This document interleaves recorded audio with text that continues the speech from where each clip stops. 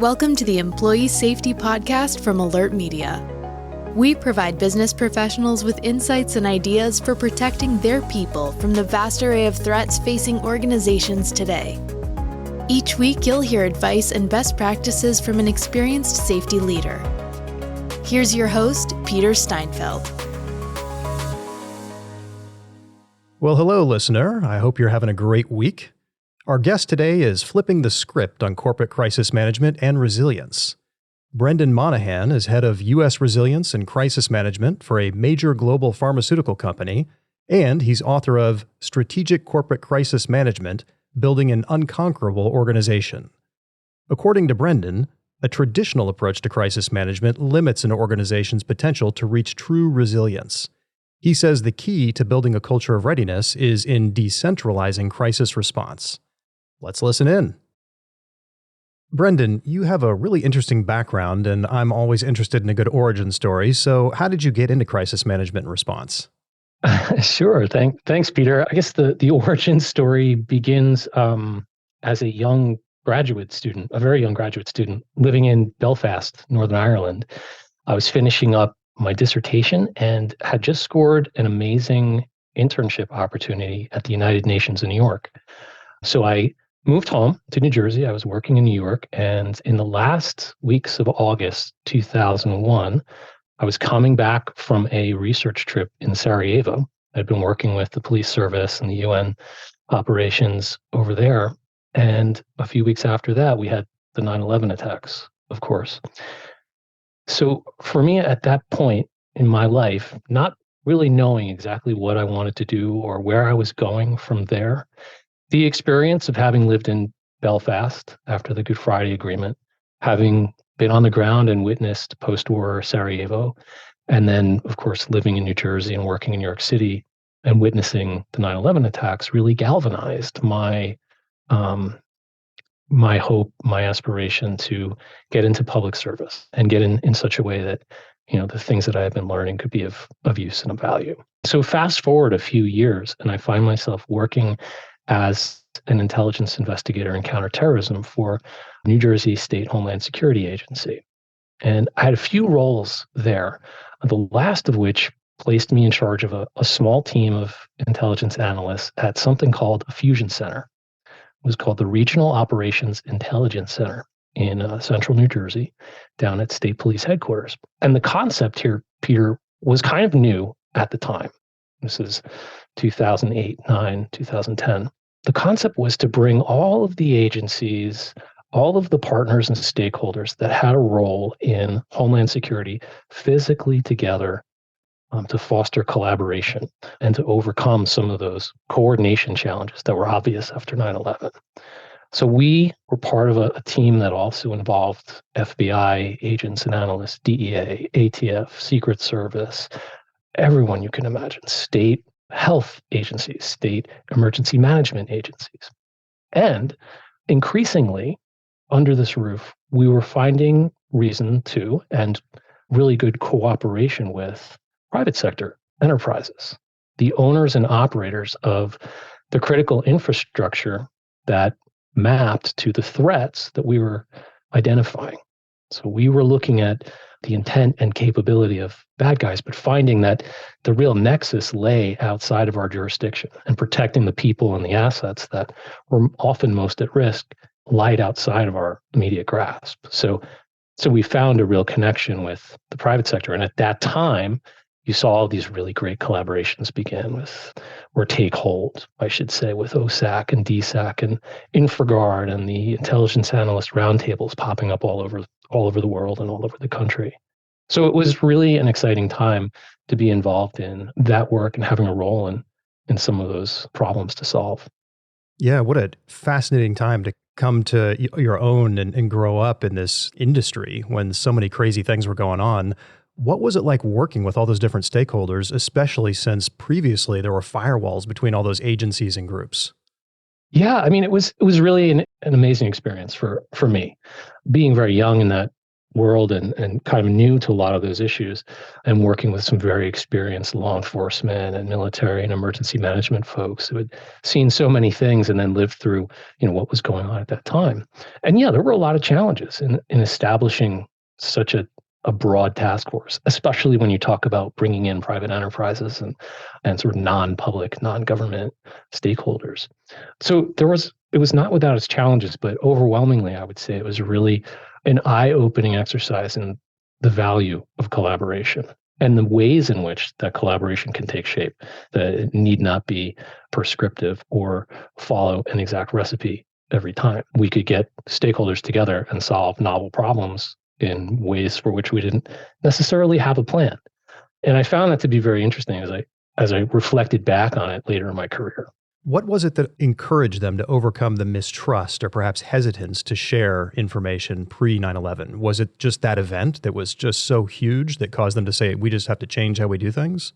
Yeah, that's a good question. I mean, there were all sorts of investigations and all sorts of lessons learned activities and structured reviews of what took place and what some of the failings were that drove structurally and institutionally some of the changes. The formalization of the ICS structure and the sort of establishment of that as the gold standard for coordinating emergency management, overcoming some of the interoperability challenges, all of that was being defined at sort of a policy level. And on the ground, working day to day with these folks, what I experienced were very personal commitments to doing better, doing more, doing right. Everyone was really taken by the mission that they had and had a very personal stake in it. We lived in New Jersey, we worked in New Jersey, we lived and worked in New York City. So it was kind of personal for a lot of people and for me as well, growing up in Rutherford. I could see what was going on from my home at that time. So it was all of those things. It was a really unique time to be involved in that work. And how does what you experienced at that time compare to a more, let's say, traditional approach to crisis management? So, when I think about crisis management today, I think there's a lot that we've gained from all of those experiences and all of the experiences from the years before. And there's a lot of really good structured approaches to emergency response, incident response, and the broad category of crisis management itself. I think increasingly with the types of threats that are facing complex enterprises in particular, large global companies, large national companies here in the US or elsewhere, the degree of complexity, the frequency of incidents occurring, and the severity with which they can have consequence for the survivability of some of these organizations means that we may need a different approach, or maybe some of the approaches that we've used in the past need to be modified substantially. And I think we can achieve that in a way that's sort of straightforward, at least begins in a simple and straightforward manner. Would you say historically people take more of a siloed approach and they just ignore outside resources and other things that could help them instead of taking a partnership approach? I think sometimes that happens, right? I think there can be a tendency for that, a natural human tendency when things are going wrong and something is happening that no one has ever experienced before, whatever the crisis may be. I think there's a natural tendency to gather up resources and control and sort of husband them closely to oneself or one's organization, while recognizing that that may not be the right thing to do. We've gotten really good at responding to certain types of things over and over. In the US, we see all these natural disasters that are multi-billion-dollar events. And our responses to those have become, I think, very good, unfortunately, because we've had so much practice. Similar with some of the more common security situations we experience, active shooter events and things involving large public gatherings. Right, so we've established really good processes and playbooks for those types of things. And I think that's good. And that need not change. But perhaps when we encounter novel challenges like coronavirus, which is a good example, that could have been potentially catastrophic for an organization that had never experienced anything like that before, a more open-minded, maybe a more agile approach to the crisis response can result in a better outcome. At least that's what I believe. And it seems like there's a lot of unknowns. Like you said, you haven't planned for it. It's completely novel. So what are the questions that you have to ask when something like that pops up? So when I think about ICS, or I think about a traditional approach to emergency management, or even to crisis management. There's lots of different models you can take into account. But really, the truth is that whatever the crisis is, whatever the situation is, it's going to follow something like a storyline. When you think back on whatever occurred, you're going to tell the story. There was a beginning, something happened, this is what we did about it, and this was the outcome, what we learned.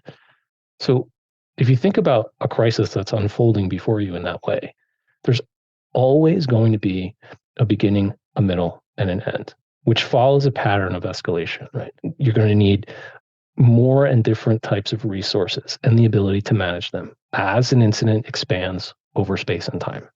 That's always going to be the case, whether it's big or small. Those things will always be true.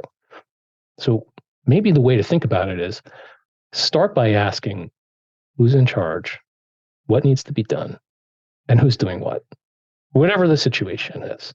I found that practice to be good at taking a timeout when an escalating situation is taking place. If I can't ask and answer those three questions, then the situation is escalating out of our control.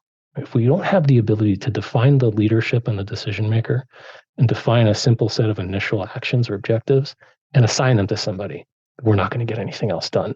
And the event is going to continue to get away from the organization. But having done that, those three things, asked and answered those three questions, I think you begin to take significant hold over what's going on. And from there, you begin to plot the course more accurately, right? You begin to take control of the story that's going on around you. So how do you define the crisis management team then going forward? It seems like as new information becomes available, you consistently ask those three questions each and every day or each and every hour as new information comes in, and the team could expand and contract depending on how those get answered. Is that right? I think so. And this is where a flexible approach really matters. It's going to depend on the organization where you work. Crisis management professionals have to think about their team as taking the shape of its container. What matters to your organization or your enterprise should be reflected in the team that's responding to your incidents. And it doesn't have to be the same team every time, but more than likely, there'll be a core group of a few stakeholders, not individuals, but positions, right? That will be needed on every response. For example, you're going to need some kind of a coordination expert who shepherds the process at your company, crisis management person, right? You're going to probably need someone from legal, maybe someone from human resources, someone from communications, and then you're going to need the relevant operations experts. So it can be good to have, instead of a strict plan, a playbook which contains a roster of positions that you can go and find in short order. The real challenge then isn't making sure you're following a plan or grabbing the right ICS form. It's establishing the team and beginning the discussion. So I think of it this way, right? The strategy is the team and the plan is the conversation. And if you practice that mindset, then what you get are a set of objectives in answer to those questions and a set of decision makers, stakeholders that you can direct in response to whatever's happening.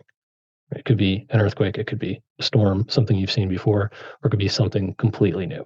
Yeah, I think that's a great way to position it. It's put the team in place that has the experience and the understanding of the general issues and knows how to react based on what's thrown at them. Don't try to force them to follow a specific path because you don't know what that path is. Rely on expertise to react in the moment. Exactly. And think of it as telling a story, right? And we are somewhere within the story. We're somewhere past the beginning, and we're towards the middle or the end. But think of it in those terms too. Well, in your experience, what are some tactical ways that an organization can better recover from a crisis? Or perhaps said differently, what are resilient companies doing right today? So I think a couple things come to mind. First is thinking of ourselves in crisis management teams as having a first response by role rather than being kind of first responders. So establishing that team, and it may not always be possible, but in a lot of cases it may be, to chart out the first one or two moves for each role.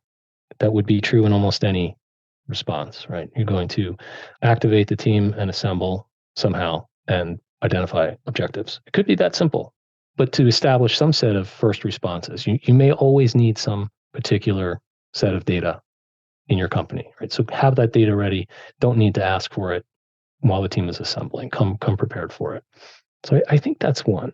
The other is to think about loosening control, right? And in blue sky days, working with your senior stakeholders to say, hey, listen, can we build into our crisis management policy, if we have one, hopefully you do, build in some devolved responsibility to that team, right? That team can take a few of those initial actions independent of any kind of central command so that, we can get in front of whatever's occurring and then de-escalate. More often than not, the team may gather and prepare and find that the incident is not as bad as it was feared. I think it's true in most cases, and the research seems to bear this out, that the companies that detect and identify potential issues or emergencies or crises quickly will always respond better. Once the incident gets away from you, it's very difficult to catch up. And that's the difference between the winners and the losers in many of these instances, I think. So it's the willingness to acknowledge that something is going wrong, as hard as that may be, especially in an enterprise setting where it might be operational or reputational in nature. Sometimes hard to admit that, right? So you have to sort of figure out a way of acknowledging that as an organization and giving some freedom to the team to begin working so that the company is poised for its own good. It's interesting you bring that up because it's human nature, even at the personal level. When you're driving your car and you start hearing your brakes squeak, the natural reaction is just say, it's going to go away. Yeah, exactly. And it doesn't. It just gets worse and the problem gets worse. And, suddenly you've got a huge repair that was way more expensive than it otherwise would have been. Absolutely. It's a great analogy, and it's true. It is human nature. It's not a knock on any one practitioner or organization. And it's something that we'll always find.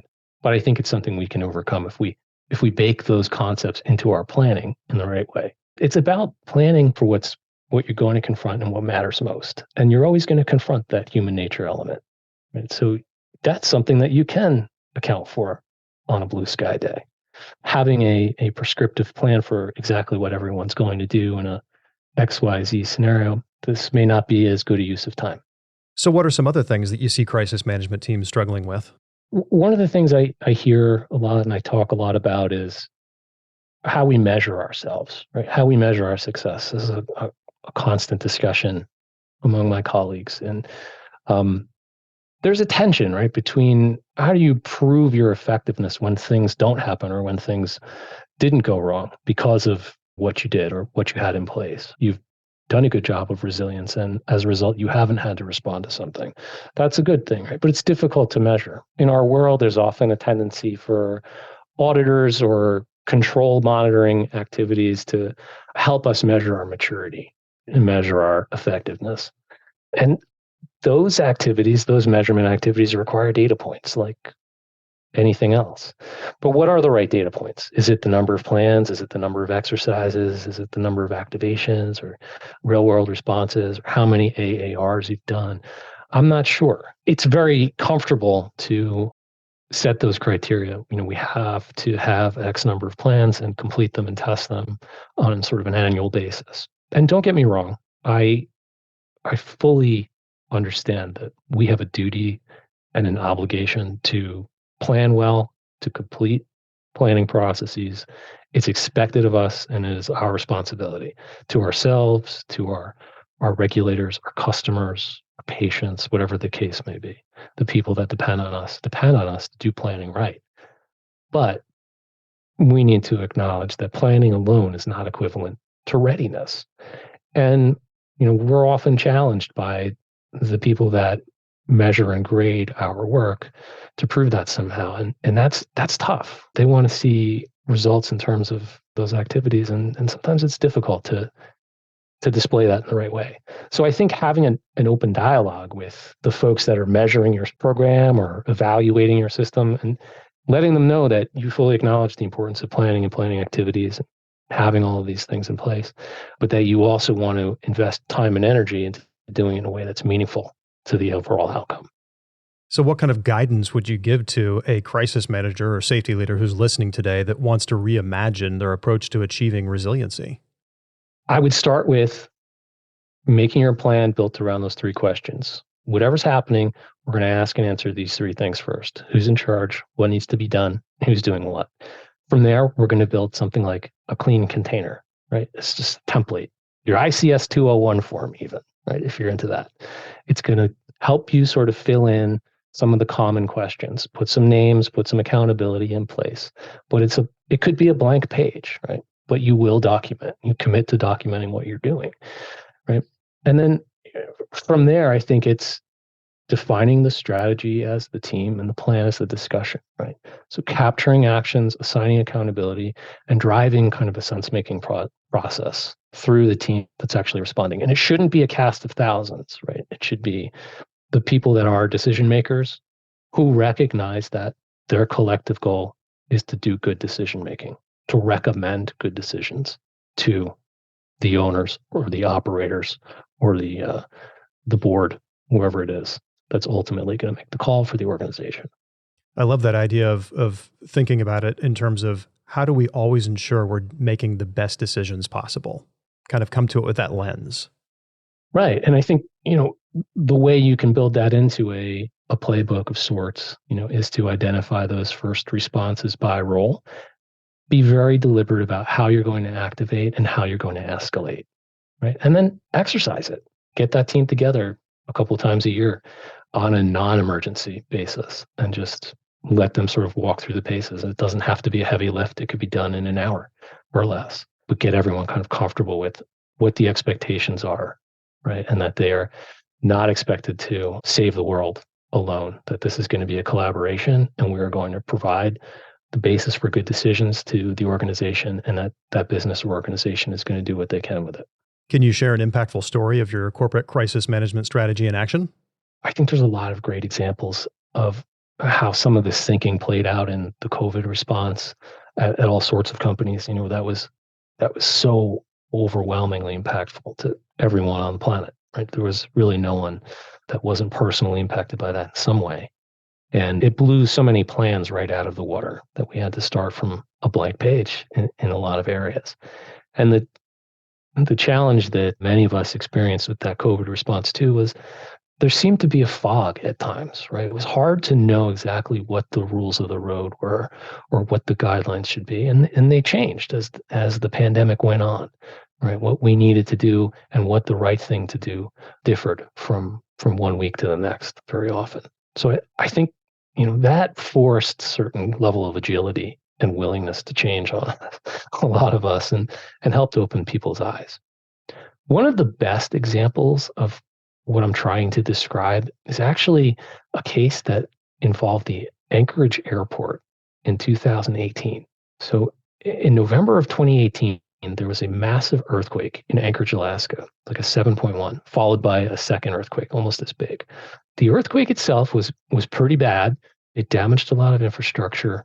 It wasn't massive loss of life. But the Anchorage Airport, which is, by the way, one of the busiest for freight aircraft as well as for passenger aircraft from across the Pacific, had this incredible experience, which you can hear the live radio transmissions from pilots and the air traffic control tower on YouTube. It's a really interesting listen.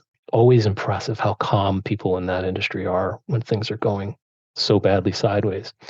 But as this earthquake hits Anchorage, from the air traffic control tower, you hear the air traffic controllers telling a plane on final descent to go around, because for all they know, that landing strip, that runway has buckled, right? So there is a line of aircraft waiting to land with really nowhere else to go. The air traffic controllers in the tower are having their equipment fall down. The ceiling is coming down on them. They have to evacuate the tower. Right? They're effecting their own evacuation while maintaining communication with aircraft in flight and on final approach to the airport. They had this happen before, Peter. An earthquake struck Anchorage Airport 30 years or so before and actually demolished the tower. The air traffic control tower fell. It killed one of the air traffic controllers. It was a terrible situation. So here they are again in a much taller tower, having been rebuilt. They're evacuating.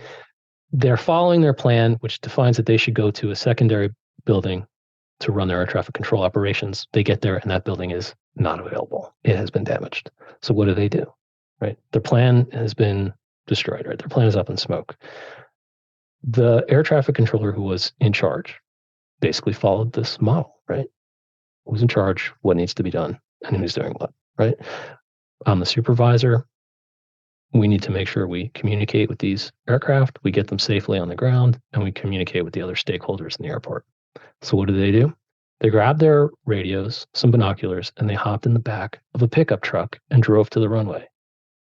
And from there, they were able to get all the planes that were in the queue safely on the ground, communicate with other stakeholders in the airport. There was a medevac helicopter that needed to leave to rescue someone. They achieved all of this completely on the fly, right? By being sort of willing to follow a couple of simple steps. They established those objectives, right? We're going to do these couple of things to the exclusion of everything else, right? If there's someone knocking on the door who isn't part of this response, they're going to have to wait, right? They established those priorities, and the outcome was very good. And if you talk to those guys, they will say, it's sort of second nature to us. It came from all the practice that they do in that business, right? They spend a lot of energy in planning and preparation, but the plan itself had gone up in smoke. They were able to somehow adapt to those circumstances. I love the idea of being able to somehow map that to crisis teams on an enterprise level. That agility, that willingness to respond to events, but in a structured way. That's a fantastic story and an excellent proof point that this is not just theory, but can actually work well in reality. And it goes to prove the point that planning in and of itself is not the end goal. It's just a way to get the muscle memory down so you don't freeze like a deer in the headlights when the actual disaster hits. Absolutely. Well, outside your day-to-day role, what other projects do you have in your hands right now? Well, I'm involved in the ASIS International Crisis Management and Business Continuity Committee.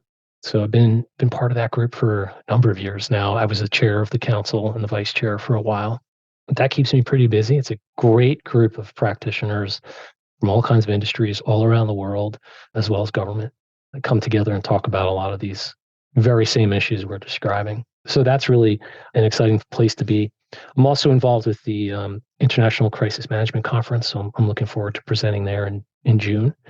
And I just had my first book come out a couple months ago. So that was a big project, and it's been exciting to sort of let that go out in the world. Yeah, that's fantastic. Congratulations on that. Thanks. Well, I know you've been doing this for a long time. So what continues to inspire and motivate you in your role today? Well, Peter, I mean, it goes back to those early days, right? When I was 21 and I just gotten back from Belfast and was experiencing all of the change that was going on in the world. I like the fact that this work gives us the ability to witness some of these history-making events in a very unique way, and to have a role in helping people and helping businesses help the people that depend on them. Right? That's very meaningful to me in a very real way. And I'm grateful that I've had the opportunity to work for some excellent organizations to do that kind of stuff. The other thing too, it's just, that I just find exciting, Peter, is that you never really know when the phone rings what kind of interesting problem is going to come your way. Until I get tired of that, I'm going to keep showing up every day. So that's part of the excitement for me too. It's like Mission Impossible. You suddenly get a record that's going to self-destruct telling you what your next mission is going to be. Right. Yeah. Fantastic. Well, as we wrap things up here, what trends do you see impacting business resilience and crisis management in 2023, this year, and then beyond? Look, there's no question that we're going to face a lot of challenges in the coming years. There are obvious economic headwinds around the world. There'll be a lot of geopolitical challenges and conflicts that impact supply chains and operations and people's very lives day to day, in addition to all of the things that we experienced already without any of that stuff being added. The storms, the security incidents, all of that stuff is going to continue to happen. And in this kind of world of exogenous influences, like the economic conditions and the geopolitical threats, we're going to be asked to do more with less. And then I try to see the opportunity in that, Peter, right? So where we're being asked to do more with less, then we have to do better and we have to think differently. And maybe there's some truth in here that can help us in getting ourselves and our organizations better positioned to serve the people that depend on them in these conditions. And it seems like the size of the population on the planet in this just-in-time inventory business model we put together make us maybe more powerful and wealthier overall, but also extremely susceptible to any kind of disaster that could present itself. Absolutely. I mean, we're so balanced on a knife edge with our infrastructure and our supply chains that, we can become very sensitive to those types of shocks. So, we have to meet in the middle with what our expectations of living in that world should be and what level of readiness we should have in the face of that truth, and how do we reach it? Well, Brendan, thank you so much for being on the show today. I really learned a lot. I love the simplicity yet powerfulness of your approach, and I'm going to memorize those questions. Who's in charge? What needs to be done? And who's doing what? So incredibly powerful. Thanks, Peter. It was really great talking with you. This has been terrific. So how can we stay in touch with you, and where can we find your book? Sure. So the book is called Strategic Corporate Crisis Management, Building an Unconquerable Organization. You can find it on Amazon, and you can reach me on LinkedIn. I have a website called unconquerablebook.com, and I'm on Twitter at Strat Crisis Management, Strat Crisis MGT, as well as Instagram at Unconquerable Book. Perfect. Well, thanks, Brendan, and thank you all for listening to the Employee Safety Podcast. Please subscribe and follow the show if you haven't already, and don't forget to rate and review the show on Spotify or Apple Podcasts. Have a safe week, everyone. Thank you for listening to the Employee Safety Podcast from Alert Media, the industry's most intuitive emergency communication and threat intelligence solution. To learn more about how to protect your people and business during critical events, visit alertmedia.com. Until next time.